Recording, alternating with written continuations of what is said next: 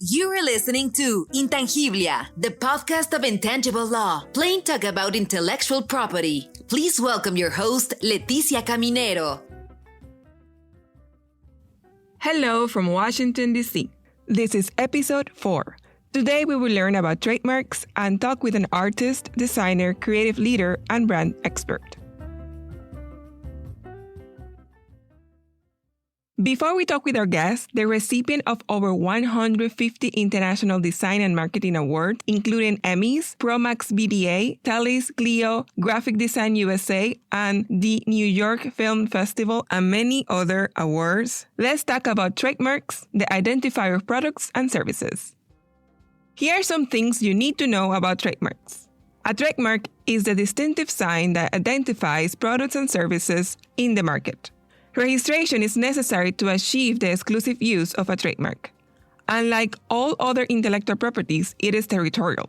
In other words, for exclusivity, you have to protect in each country or region where you want to offer your products and services.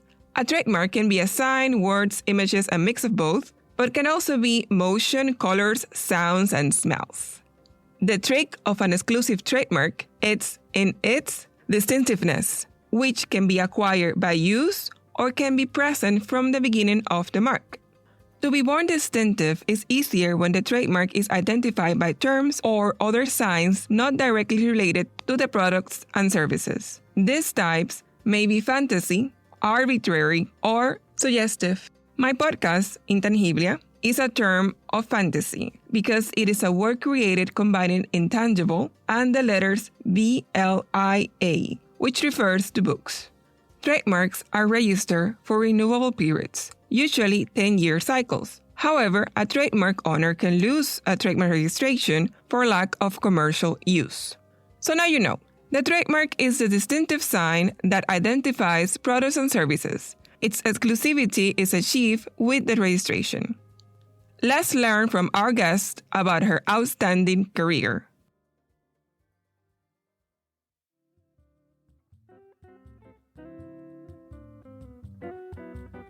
Intangiblia, the podcast of intangible law, plain talk about intellectual property. Today we had the great pleasure of talking with an international renowned designer, director, pop artist, and brand innovator. Hi, my name is Zoa Martinez. I'm a Latina, designer, creative. It's hard to describe exactly what I do since I do so much that has to do with creativity. I've had a design agency for many years, and I focus on branding some of the most important networks in the world. And I love what I do. So please walk us through your journey of becoming a designer and so much more. Some of my first and most notable creative moments have been, I didn't even know they were notable at the moment, but I remember when I first came to New York, I was with a good friend. We were young. We came in a pickup truck from Miami. And I remember I interviewed at ABC television. Somebody said to me, "Oh, why don't you try to get a job there?" And I'm thinking, well, why would a graphic designer that is interested in doing record album covers work at a TV network? Well, what did I know? I got called in and they asked me, "Do you know how to do animation?" The only animation that I knew was about Disney. Who doesn't love Disney? I was always inspired by Disney. And I said, yeah, sure. Thought I knew what animation was. What are they going to do? Fire me? They haven't even hired me yet. The only way for me to think about how to animate was looking at things that moved and seeing how it got from A to B and from B to C and how it transitioned and what was it coming at you in X axis and Y axis and Z axis. There were times where I was a little silly. I would be standing in a corner and observing how the car would be turning and coming towards you and seeing how long it would take, or counting the waves when I sat at the ocean and seeing the pattern and the rhythm. And then I realized that, quite frankly, for me, motion was everyday life. It's the way I danced. It's the way people dance. It's the way we talk. It happens quickly. It could be slow. It could be staccato, erratic, all kinds of things that create emotion through motion. And so I started coming up with motion branding, which was a way of creating brand parameters. If we're talking about football, we're talking about baseball, there's a certain way that I used to animate a particular identity for ESPN network. It wasn't just the logo. It wasn't just the color. It was also motion branding. I started something there in my own mind. I became part of technology, things that were just thrown at me. He says, here, learn how to use this equipment for the Olympics, a person in the forefront. You know, a lot of history here. The bottom line is I observe nature to apply to a brand, to a design as an art piece. That's really it.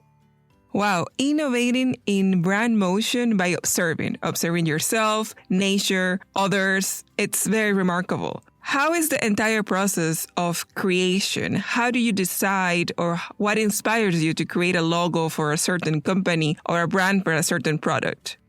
It gives me great joy to know that I've had great clients in my career, and they've all been repeat clients, from History Channel to A&E Networks, Discovery, the Travel Channel. My gosh, I've designed skateboards, I've designed sets. I feel very grateful to live a life of doing the kind of business that I enjoy. I've created some famous logos like History en Español, and the list goes on. I always maintain the idea of the brand equity. Why change something that it's world known and it's an investment? I'm confident enough in my career that for me, it's important to make the client strive and grow and continue the great success. And if it means that the identity is known throughout the world, why want to change it? I am original. I'm creating something from the ground up. Yes, an identity that when you see it from a distance, oh yeah, you know, it's a flower shop. It's not just a name, but it has something that identifies as to the product that you want to buy. In this particular case, I took an actual photograph of a flower, silhouetted it with such details that every little nook and cranny became unique. Someone else that opened up a flower shop down the street, yeah, they can use a 5-petal flower, but that 5-petal flower is not the same as mine because mine has these unique little blemishes and nooks and crannies that were specific. And that was one way of making sure that, you know, the intellectual property was as it was, unique to that particular photograph. So when you create or design for an established brand, you take what makes them unique or what makes them identifiable in the market and build on it. But when you're working with a new brand or new business, you're trying to find something unique about them and then build on it or create on it. And on intellectual property, tell us about your experience with it. Intellectual property should be pretty simple, but it's not. And I think this is where I refer to my lawyers and let them represent me on this one, especially for designers. You know, there's this work for hire, which is basically it means that the client owns everything from your process, your sketches. Basically, they could take the reject concepts or anything that you did that they didn't use and still use it for something else. So we have to be very careful. From our previous episode, you may remember work for hire, which is when someone hires you to create. Who hires you usually keeps the rights of your creation. The best business is always a win-win business. And that's how I've always maintained good clients. And there's a level of respect that we've built. And we know that we have each other's back. I've also been in situations where I've created such huge contracts to protect myself that the client themselves has said, or actually the investor has said, oh my God, this is too much. So we've had to back out and that's not, you know, it defeated itself. That's not the point. The point is not to spend so much time and monies into contracts after contracts. Is once you maintain a relationship with your client, you kind of know where you're going. When things get really tricky, that's when I refer to the best lawyer I can find. And then at that point, you have to decide whether it's even worth the project or not. You can be compensated highly for something that most of the compensation ends up going to legal fees, and that's not good as a designer either. A lot of people don't realize how important that is. They think that, you know, creatives, or, you know, we make pretty pictures and create logos and use Helvetica and, you know, gradients and all the trendy things that are out there. But really, no, you're a business and you have to know your business. And if you don't, you have to work with people that do complement you in order for you to be successful and your client ultimately as well, so that you can have that repeat business and have a wonderful time and have a history of being able to talk about all the great things you've done and with a smile on your face. And that's what makes me happy at the end of the day. Of course, you need to know your rights, know when you need to find help or assistance, protect yourself as a creator and protect your creations, but also keep in mind that it's a business. Any advice for new designers or creative entrepreneurs? I mean, I'm a rebel. What can I tell you? Breaking the rules. When I would go to an art museum or whatever, I didn't want to see what the paintings were. I didn't want to see who the artists were because you know what? I didn't want to feel influenced. And I know that this could be subconscious, subliminal, what have you. I wanted to be true to myself. I wanted to, whatever came out, you know, it was clean, it was honest. I mean, you know, everything's been done. I mean, you're not reinventing the wheel. But what you can do is stay away from what's trending, express yourself, don't be afraid, put it out there, be bold. It pays off. And eventually, the more you do it, the more you believe it, the more you are that. And the more you're that, you ultimately start creating your own style. You don't even know it until maybe years go by and people say, oh my God, you did that, didn't you? And that's really exciting.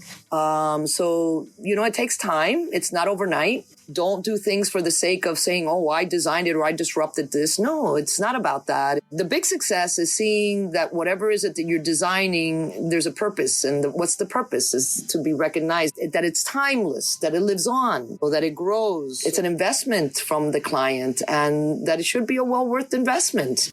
One of the things that I have loved about my clients is they say it like it is. What they love about me is that I say it like it is. This is not about ego. This is about being confident. You have work to do. The work is to create the brand that sells, that creates an emotion, that does what the client needs for it to do. I've actually joked with clients. I said, what do you want? You want the identity to do this, that, this, and this, and this, and that. So many things that they wanted to do. I said, you know, your identity needs a therapist. And we laugh. So what I'm saying is keep it simple, bold. Don't try to take a shortcut because shortcuts is exactly what it is. It's a shortcut. It's not something that's going to grow. It doesn't have an investment in it. And design should be an investment. So I wish you all the luck and be bold, be brave, and let it rip, okay? Be a rock star. There you have it. Thank you so much, Zoa, for your time and giving us the advice of being true to ourselves, develop your style, and look for purpose in your work. The goal of a trademark is to become the identifier of products and services. For that to happen, we should create it with care and invest in its recognition and protection. And so we come to the end of our episode. See you next Tuesday with a new guest and a new IP topic. Thank you for listening to Intangiblia, the podcast of intangible law, plain talk about intellectual property. Did you like what we talked today? Please share with your network. Do you want to learn more about intellectual property? Subscribe now on your favorite podcast player. Follow us on Instagram, Facebook, LinkedIn, and Twitter. Visit our website www.intangiblia.com. Copyright Leticia Caminero 2020. All rights reserved. This podcast is provided for information purposes only and should not be considered as legal advice or legal opinion.